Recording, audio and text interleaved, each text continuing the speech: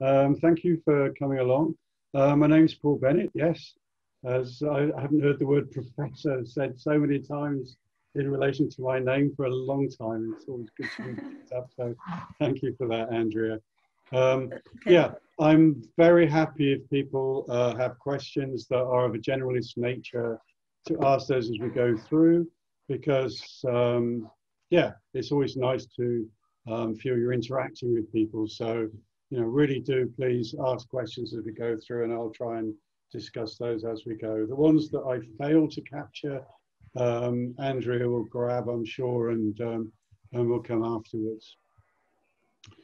So yes, the talk today is understanding and managing psychological impact of blood clots. And as Andrea's already said, I usually give this jointly with my friend and colleague, Rachel Hunter, but it's just me today. So there we go, maybe for the better or maybe for the worse.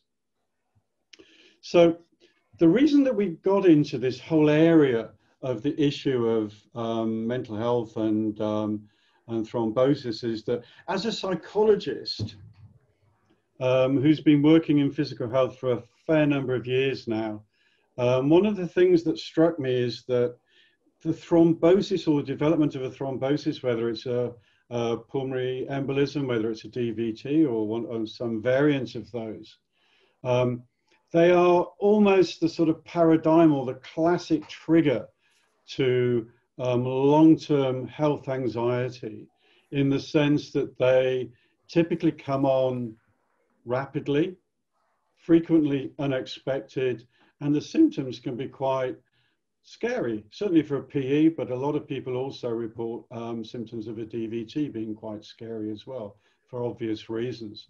And those are the sort of classic precursors of people developing anxiety in the acute, but also in the long-term phase. And indeed, that's what we found. What the slide at the moment shows the levels of three particular mental health issues that we've measured in a cohort of people going through that have had a VTE. So we measured them at 1 month, and then we measured them 5 months later at 6 months. And these are the prevalence of the percentage of people that will be diagnosed or likely diagnosed with a clinically significant disorder if they were to be seen by a psychiatrist at those particular times. And there's a number of sort of issues, I think, that these raise. If you look at the first two, anxiety and depression, these are sort of global measures of mood. And so, you know, there's a background level of these in the population anyway, but the levels of clinically significant general anxiety are scarily high, I think. And if you look, what is perhaps even more worrying is that a third of patients have high levels of anxiety in the month following, but that doesn't really improve. And by 6 months following, there is a 40% of people are actually experiencing a global feeling of anxiety. But if you look at the next two sets of figures, which are probably, well, they're clearly much more focused on the issues of the thrombosis that they've experienced. If you look at the very bottom, health anxiety is a measure of specific anxiety about people's health. And again, it's a measure that we've used that has a clinical cutoff. And what we found was that 44% of people 1 month onwards were having health anxiety to a level that they will be diagnosed. In the modern jargon, it's health anxiety disorder. You may think of it as hypochondriasis or whatever. These people were clearly worried about their health. And again, slightly alarmingly, slightly worryingly, that percentage doesn't improve over time. If anything, it gets slightly worse. And then looking at post-traumatic stress disorder, I'm going to talk about that in a little bit of detail in a minute. But again, the levels are pretty high. And these are specifically related to the experience of a thrombosis. Now, there's a lot of people have PTSD actually following acute onset events, things like heart attacks and so forth, that I've worked with. And these are similar to the levels that we'd expect to find in those situations. And they may be triggered by the experience of the thrombosis itself. Sometimes they may be as a result of the treatment people receive, being told their diagnosis and so forth. So there's a range of factors that contribute to this. But suffice to say that levels of anxiety, levels of distress are higher than one would hope. So what we've done in our research, we've done quite a lot of research, particularly Rachel took the lead on this, is to interview patients that have been going through the experience, that longitudinal study. So not only did we measure what I would call psychometric measures of mental health, we also did a lot of interviews with those people to find out their experiences. And what we were able to identify was that there were 3 distinct patterns of problems that these people had. And it sounds very technical, post-thrombotic panic syndrome, but actually that's not what we called it. That's what one of the people we interviewed called it. And post-thrombotic panic is essentially where people experience short-term episodes of very high intensity anxiety that is essentially, probably is, a panic. And that's associated with hyperventilation, over-breathing, feelings of panic, literally feeling of panic, and a general physiological arousal, what we call the fight or flight response. And I'm going to talk about that in a bit more detail in a minute. So these are intermittent episodes that would typically, if you think about people maybe that have had a pulmonary embolism, these are typically brought on by the experience of sensations, should I call them, that mimic the symptoms of when people had their first or had their thrombosis, their PE or whatever. So if you imagine a typical panic will be maybe induced by feeling shortness of breath. You know, people walk up a flight of stairs, they feel short of breath. That most people would think, my goodness, I should get fit. But these people begin to think, oh, hang on, is something going wrong? And that can trigger an episode of panic. And I'll talk about that in a bit more depth in a little bit. The second broad type of issue that we identified was what we called, what one of the people we interviewed called post-thrombotic neurosis. It's quite useful for them to come up with these rather cool terms describing unpleasant things, unfortunately. And this, you know, the panic is this acute, whereas the neurosis is just this nagging long-term worry, intrusive worries. What about the future? What about, that impact and interfere with daily life. And that's accompanied by a sort of background feeling of unease or anxiety. So it's a very different experience to the panic. Panic comes and goes, it's unpleasant while it's there, whereas these are just a long-term, in some ways more debilitating because they drag you down, but a long-term feeling of unease and worry. And then we were able to identify this third cluster of symptoms that actually we've now called PTSD. They reflect PTSD.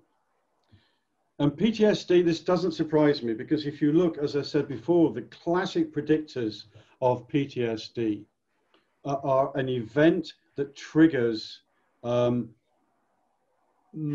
acute levels of high anxiety that may be as far as, oh my goodness, I could die at this point.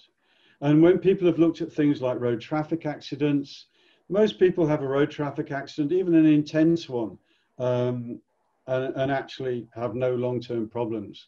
But if during that you believed your health was at threat, or the health of your family or whatever was at threat, then that really contributes to the establishment of post-traumatic stress disorder. So if you imagine some of the experiences, particularly of people that had a PE, can be extremely frightening.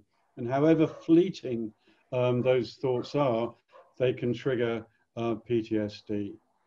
Interestingly, and one of the other things is the casual comments that may be made by doctors.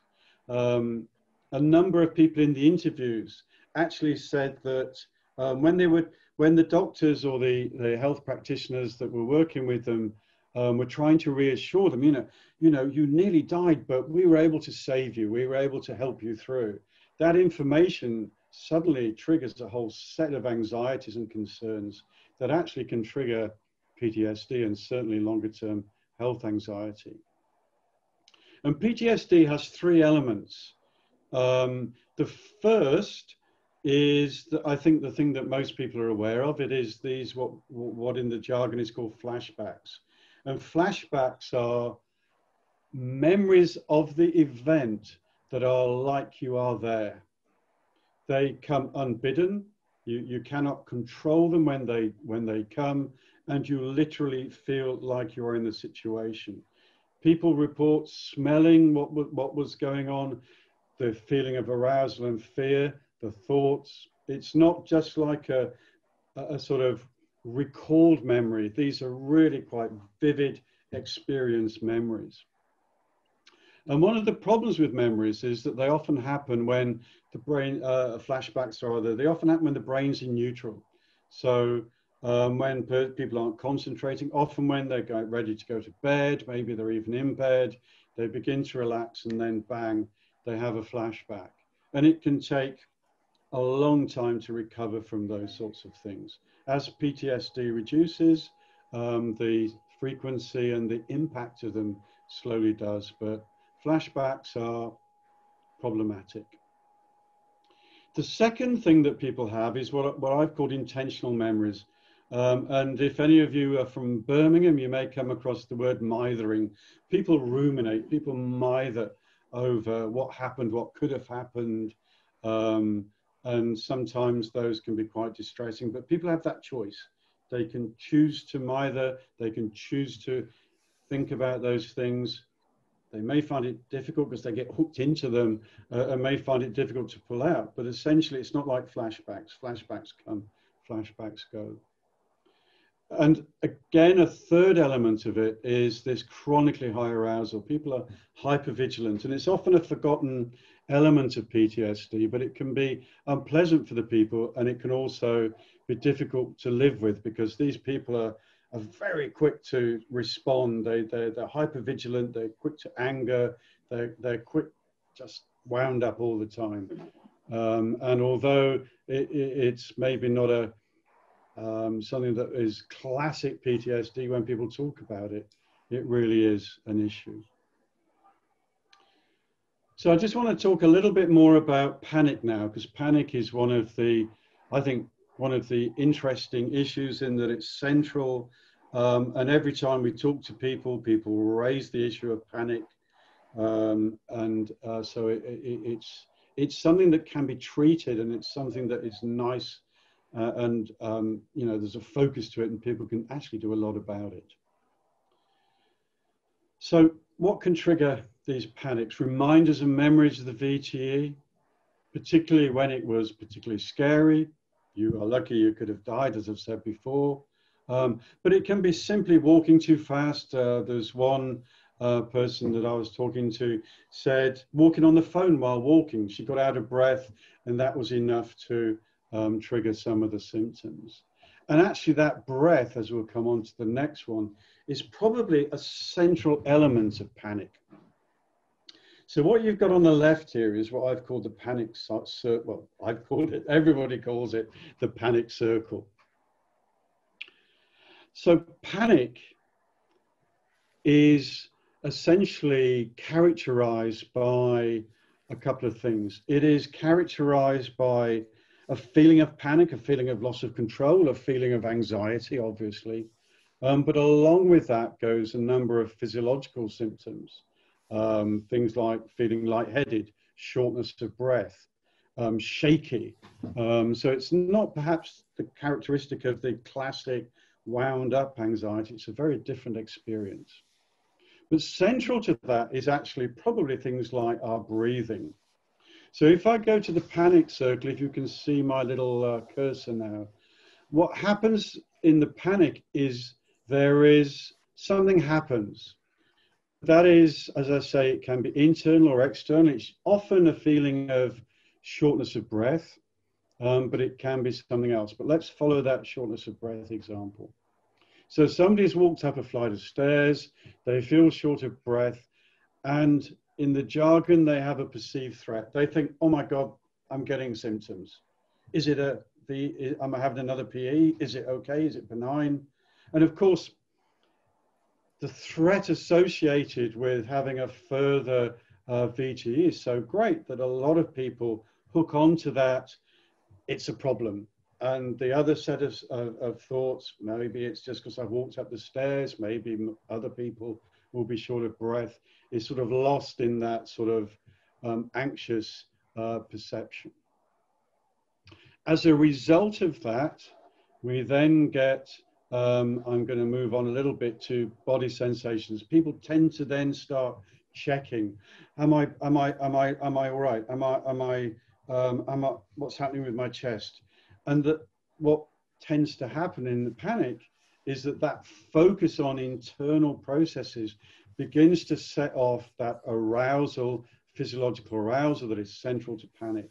And along with that goes overbreathing, hyperventilation, and along with that goes a series of sensations, like, as I say, tingling, feeling short of breath, which when the person experiences those, they then think, that's it, yeah, I really am having a problem here.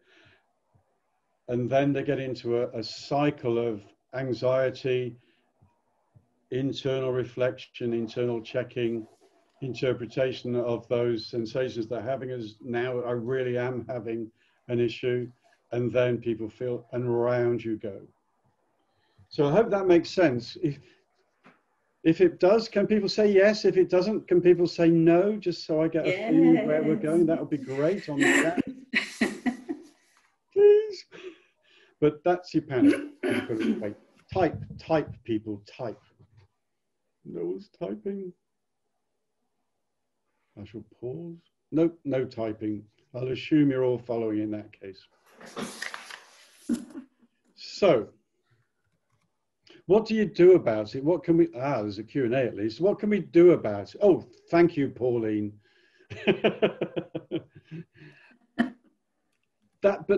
By breaking it down into that sort of process, what it means is that we can actually do something with each of those different elements to try and prevent panic and to deal with panic if it starts.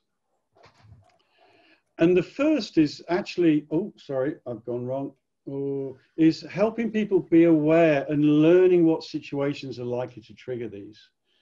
Because, you know, as I said, that person I spoke to before, she said that when she was walking and talking, that's when she got slightly short of breath, and that's what triggered the whole process. So in a way, one way she dealt with it was just not to walk and talk.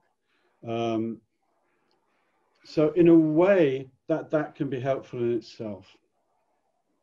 The second thing is, as I've said, what people tend to do is to focus on what in the jargon are these catastrophic anxieties. Oh my goodness, something's going wrong here.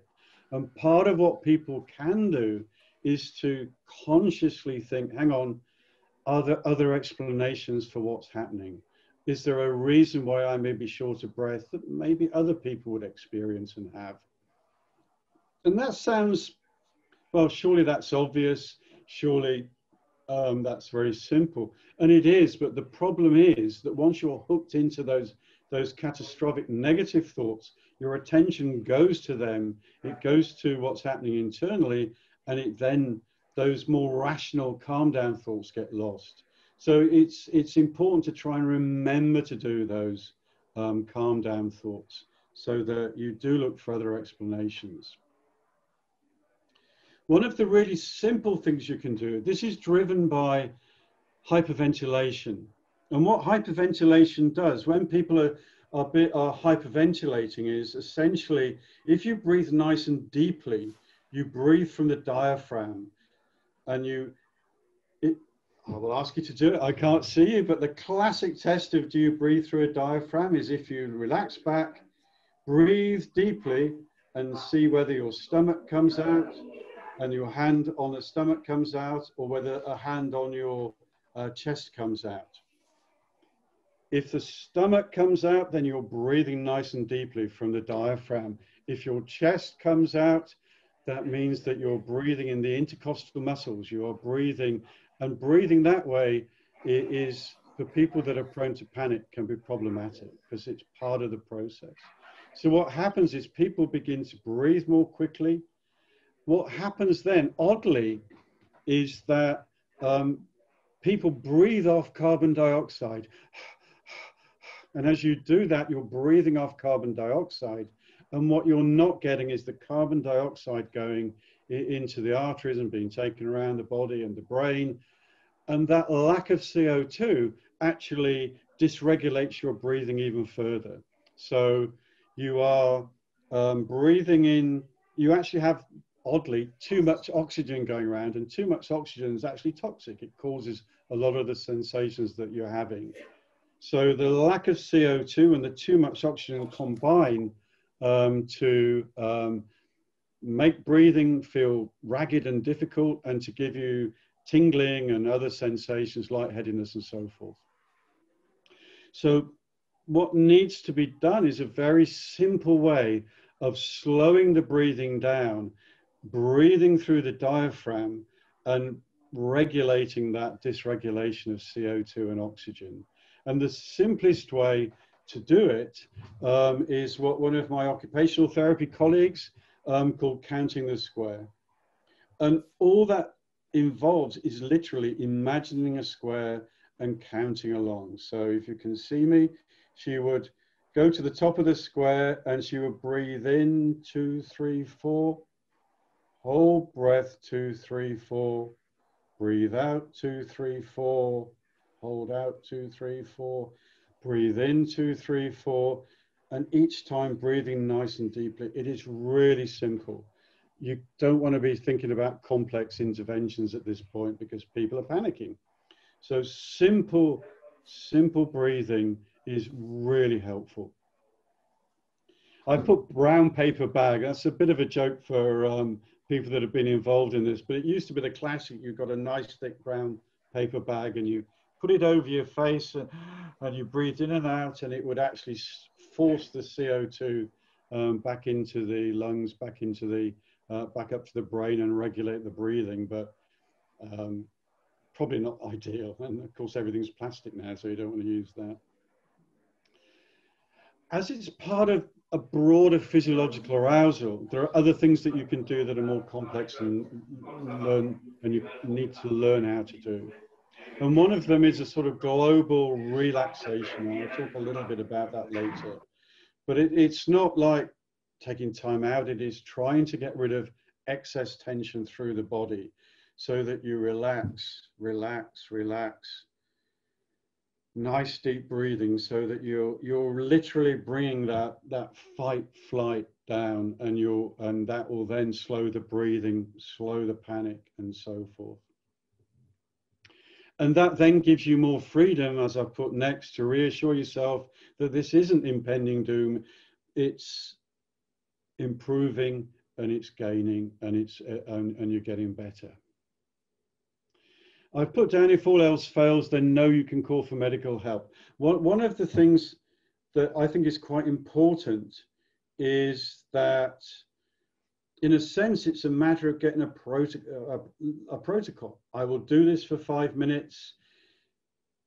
If after 5 minutes this hasn't worked, then I may start taking other actions. Because in a sense, if you're sitting there and you're thinking, oh, it may be something else, it may be something else, maybe I've just pushed myself too much, but it could be my problem, I could be having another thrombosis, then you can get into a cycle of anxiety, de-anxiety, anxiety, de-anxiety. If you give yourself permission, or patients give themselves permission to spend that 5 minutes just doing this sort of psychological first aid, then what it can do is allow them then not to get into that should I get help? Should I not get help? 5 minutes shouldn't make a difference. It should make a difference from a psychological first aid perspective. It's not going to be the be all and the end all for the medical condition. And if they need to get help, they can get it. So panic, relatively, it's traumatic, it's problematic, but actually there are some very simple things that people can do.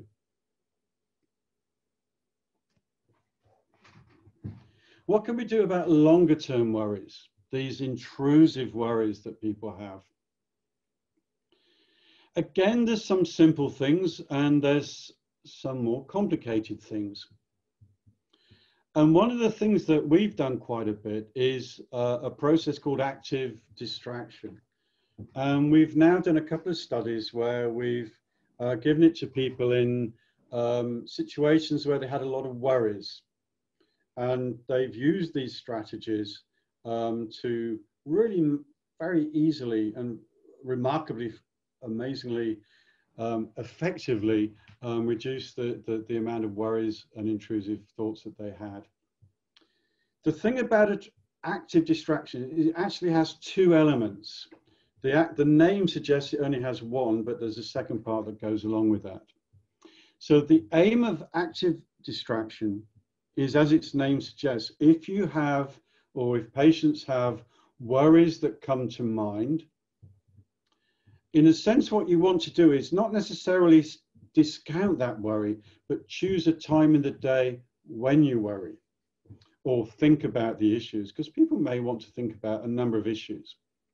So the aim of distraction is not to just distract away all the time from concerns, from worries, etc., but in essence to choose a time of your own making or patient's own making when they select to do that. So it may be in the evening, I'll spend 10 minutes thinking about these sorts of issues. At all other times, active distraction away. And that distraction can take a number of ways. When we've done it, and with the leaflet that we have, as I'll talk about a little bit later, there's a number of things, and it's choosing what works for you.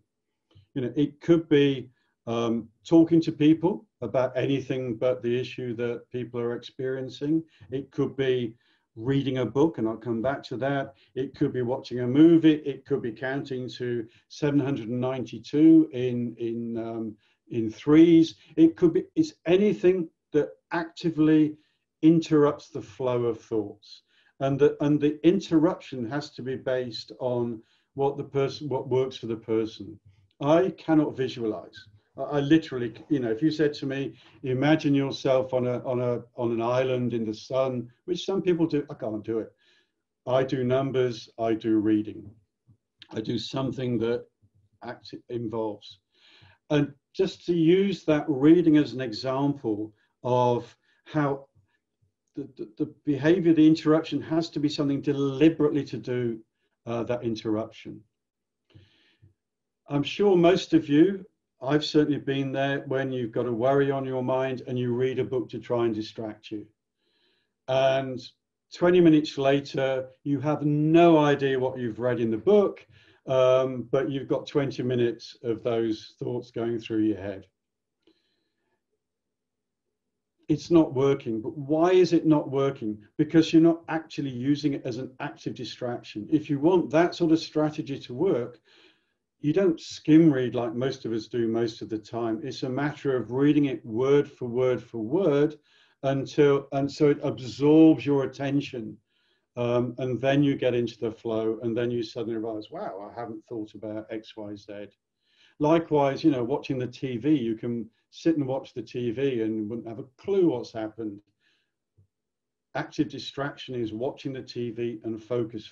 So it's not quite doing everyday routine things to try and interrupt. It's a sort of focused way of doing that. And the thing to do is, if you think about intrusive thoughts, they are essentially a habit. They may be triggered by a range of things, you know, a memory, something happens, somebody says something, or just sitting there and while you're pondering about anything.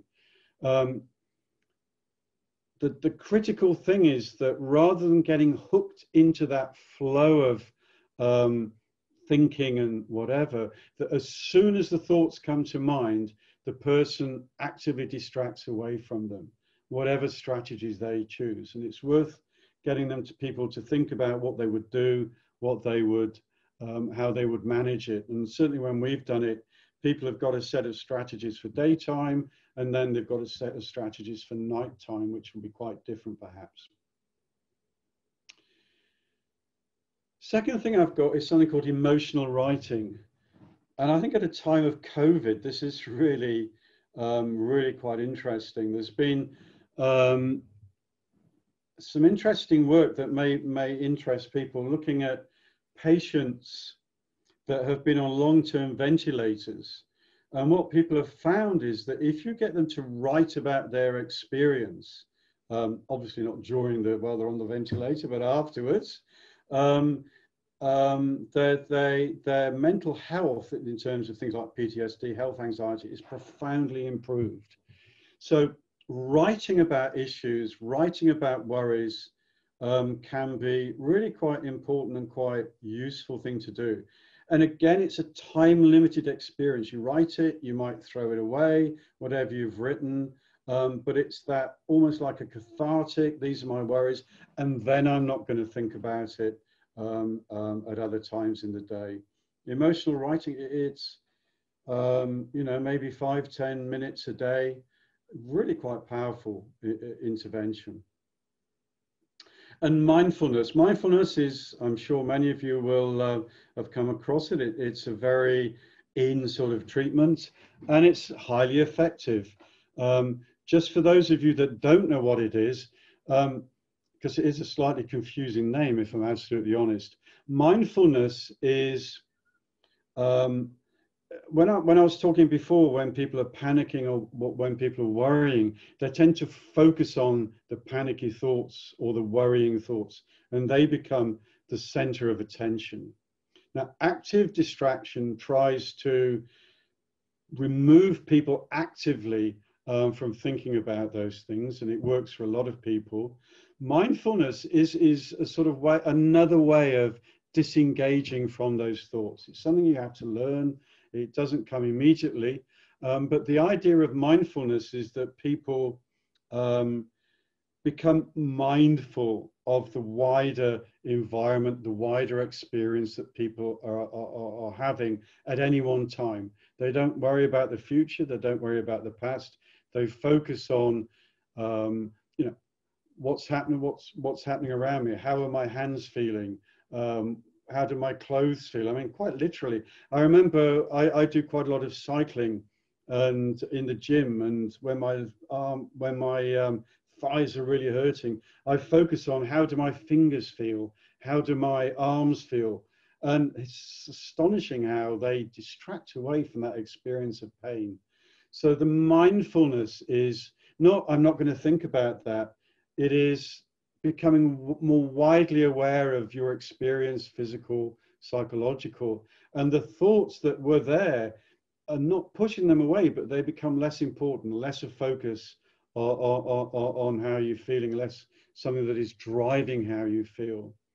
There are lots of apps, there are lots of ways that you can learn to do that. It takes a bit more training, but it is a very useful skill. And this is a mindful exercise. I don't want to go through it too much because time's beating us, but essentially this is becoming mindful breathing, being aware of your thoughts and, sorry, your breath and the experience. And that's focusing on that. And it's something that people can do very easily and very simply. Doesn't mean you have to sit with your legs crossed and all the other. It is just relaxing and experiencing that. I won't dwell on it now, but you can read it. We'll make these available and people can see it.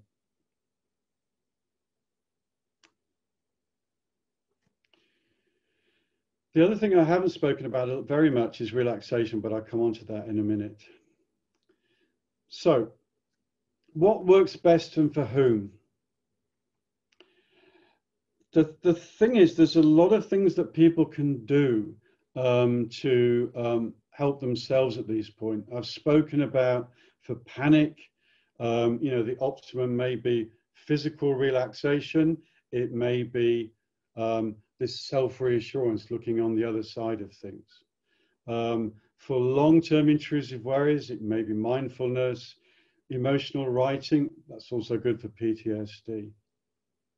But in a sense, although there are, you know, sort of, if you like, technologies, a very grand word, but technologies we can apply to specific problems, really the idea is that people can work out and practice a range of things to work out what works for them. So as I say, I cannot do imagery. One of the classic relaxation exercises that people do is to say, imagine yourself on a nice warm island on a beach, and you're relaxing, and I just cannot do that.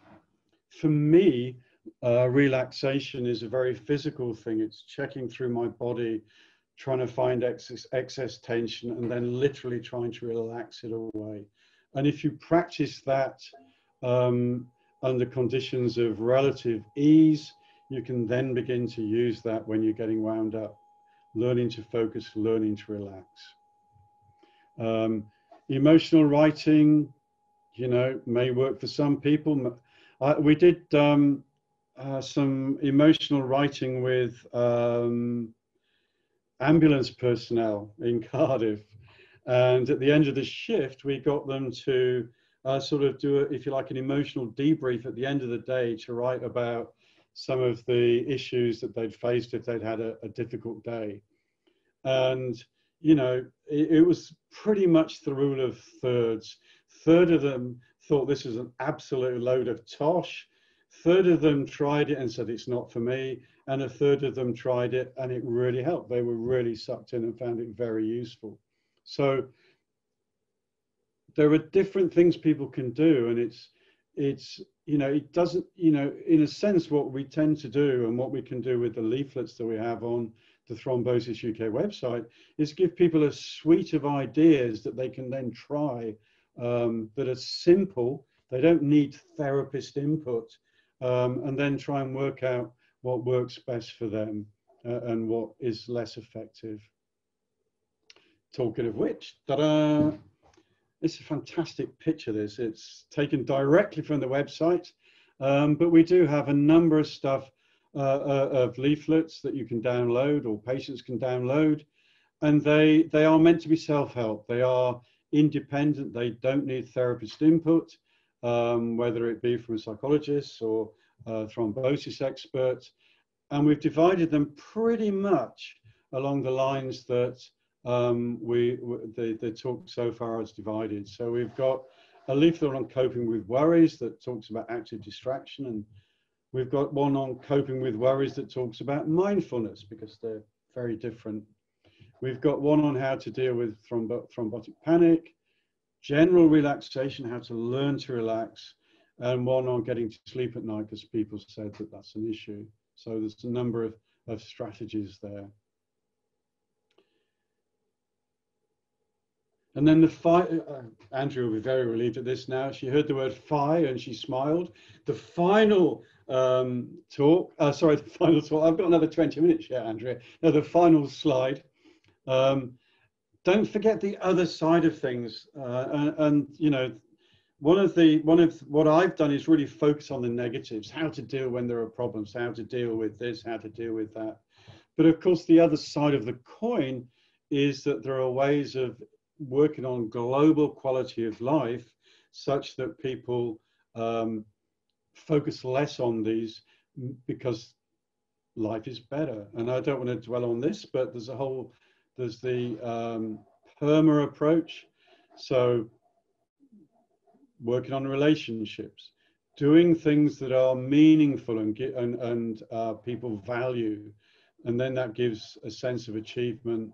And then that does lead to a global improvement in mood and so forth. So, you know, I focus very much on how to deal with with issues, but, you know, these other quality of life positive aspects are also very interesting and important to work on. And then Andrea I have now finished. You'll be glad to know. So over to you. I'll stop sharing screen now as well.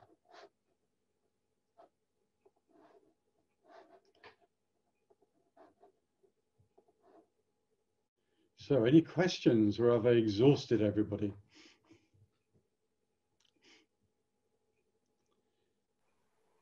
Can you hear me? Thank you, Paul. That was excellent. I've heard you speak before on several occasions, and I always enjoy your talk very much. I haven't had any questions, but I think that's because you explain things so well, and it's very clear, so people don't have to ask questions. So I've got a couple of questions for you, if that's okay. Go for it. Firstly, I wanted to ask you, what help is available for people who are suffering from PTSD following a PE? If they had severe PTSD and they'd used some of the self-help tactics that you've described and the information leaflets that are on the Thrombosis UK website, which I have looked at because we looked at them together, and excellent, it's all really good stuff. But what if somebody had really severe PTSD and it was really affecting their life? What help is out there? I mean, is there, could their GP refer them, or is there private PTSD specifically for patients following a PE? What's available? Yeah, I mean, I think if somebody has severe or significant PTSD, then the treatment is very simple in outline, but actually needs a lot of skill to do it properly. And therefore, yeah, I think GP referral will be to clinical psychology or psychotherapy services or whatever, I think would definitely be indicated. I mean, there are a number of thrombosis services these days that actually have links with psychology, not as many as I think we'd like. If people are looking at going privately, because as we all know, access to NHS services is far from ideal. I think you should be looking at people that specialize in PTSD, and there are two types of treatment for PTSD that are clinically accepted as well validated and way to go. And the first, and the one that is the most trendy, is called EMDR. It stands for eye movement. Oh God, what does it stand for? EM, desensitization and something or other. I can't remember what it stands for, but it's EMDR. And that is the very live and trendy treatment. And it's well validated. And there's a lot of people out there now got training in it and that are doing it privately. The other one will be what's called trauma-focused cognitive behavior therapy. They're both equally effective. I wouldn't go to a global counselor because they're not specifically trained in that. But people that are offering EMDR and trauma-focused CBT, I'm going to look it up now while I'm thinking here. Anya's just told me it's called reprogramming. Reprogramming, yes. Yeah, thank you, Anya. So Anya would know, wouldn't she? Thank you. She would. Yeah, EMDR. It's a slightly, yeah, it works very well, and it's relatively, there's a lot of people out there doing it. Thank you very much, Anya. I've seen it now. Yeah, thank you for that, Anya. So following on from that question, you did answer my question with regards to private sort of healthcare, because it is quite difficult to get referred to some services, particularly at the moment. What about hypnotherapy? Is there any benefit in hypnotherapy? I'm no expert in hypnotherapy, but listening to people like Paul McKenna when he's talking about when he's talking about index incidents and altering the perception of the incident and making it from a negative to a positive. I mean, is there any benefit in that? Is that of use, or would you not suggest that as a way forward? Oh, I do apologise. There's somebody drilling outside my door. You can hear it. It's not me. Yeah, there's an interesting. I mean, it's not necessarily hypnotherapy, and but that sort of process of reworking the imagery around the sort of outcomes of a traumatic incident actually may well be integrated into things like trauma-based CBT. Because there is part of what keeps the PTSD symptoms going is that continued belief that I could have died. And if you can allow yourself through imagery or talking it through to come to another conclusion, maybe a positive conclusion, then that actually does help the sort of PTSD symptoms reduce. So I'm no expert on PTSD. I think most clinical psychologists look at it with some degree of wariness, which may be inappropriate, but certainly those sorts of processes may well be incorporated within the sort of cognitive behavior therapy, the CBT approach. Oh, thank you for that. As nurses, excuse me, we do a huge amount of reflection. When you were talking about writing stories and I suppose keeping diaries, journals, writing down what's happened, I find reflecting can sometimes be quite useful. Sometimes talking about incidents that have happened with other people, but sometimes if you've had a particularly harrowing experience yourself, I'm not sure if a near-death experience reflection would be helpful, but it's certainly something, and there's a lot of, it's very popular amongst the nursing fraternity, and there's an awful lot of books available. And of course, Melanie Jasper, who was a colleague of yours, who sadly away, written some excellent books on reflection. But just something else that came to mind when you were talking about the stories. Yeah, I mean, I think it's interesting. We did we've done a very simple study on health workers working with COVID. And we gave them a portal online where they could just splurge their story. We got people accessing that, and they went from one-word expletives to 20-minute sort of rants and distress. And we then got them to say whether that had been immediately helpful. Did they feel better for doing it or worse?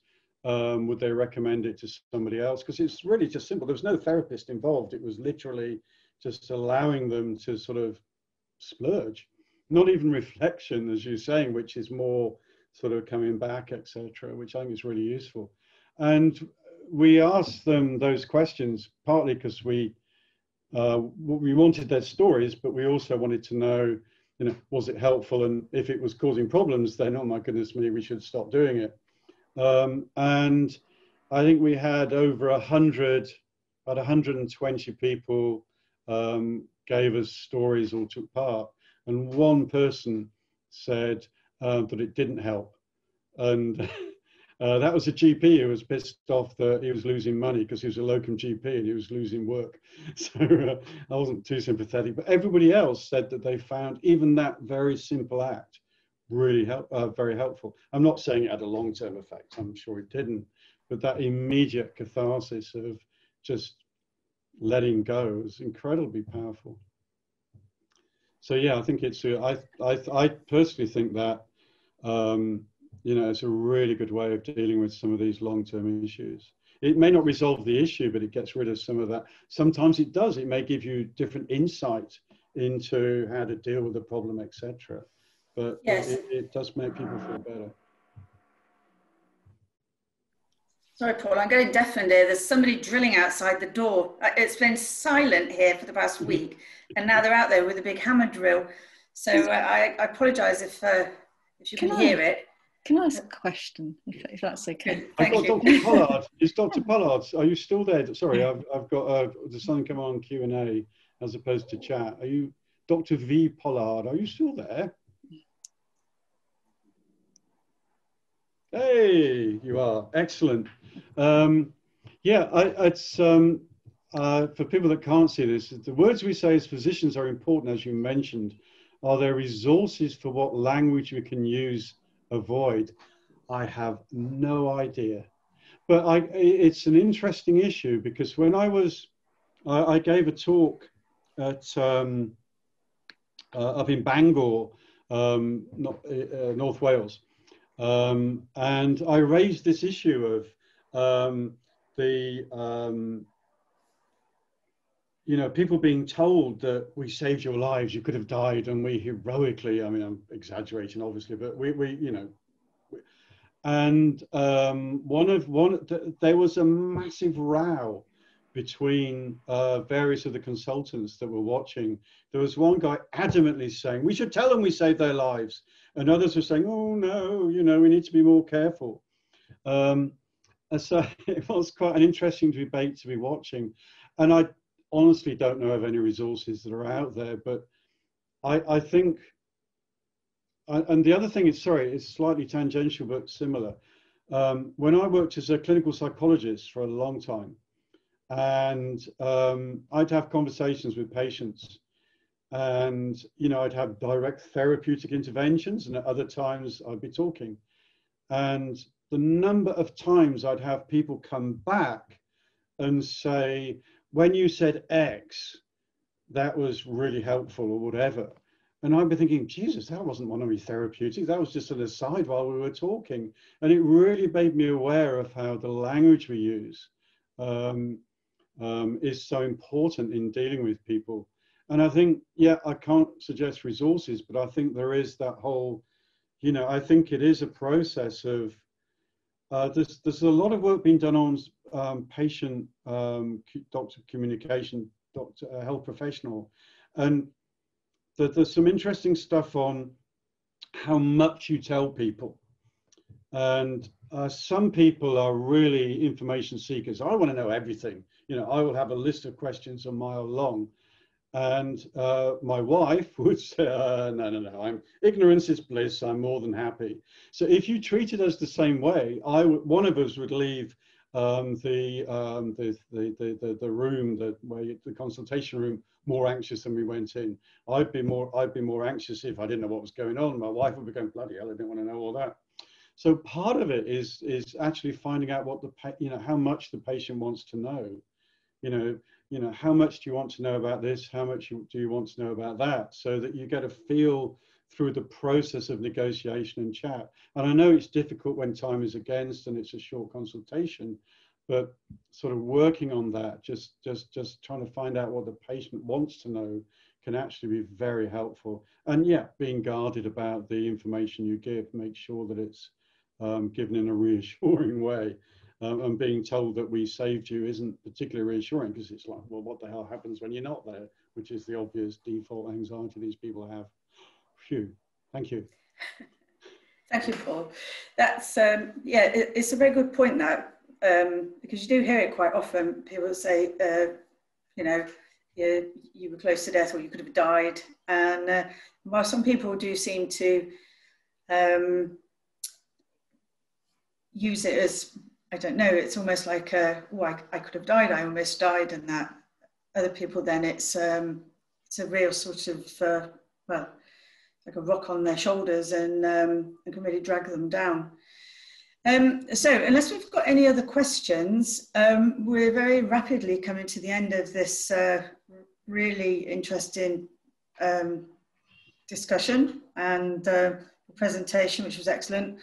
So unless anybody else has anything to say, or if there's anything else that you, Joe, would like to add, or you would like to finish off with, Paul, I'd like to thank you very much for taking the time today. And well, Well, hopefully I'll see you at the next Zoom meeting. Yeah, thank you for coming, and thank you for staying, and thank you for listening. So I hope it was helpful. So there we go. Thank you very much.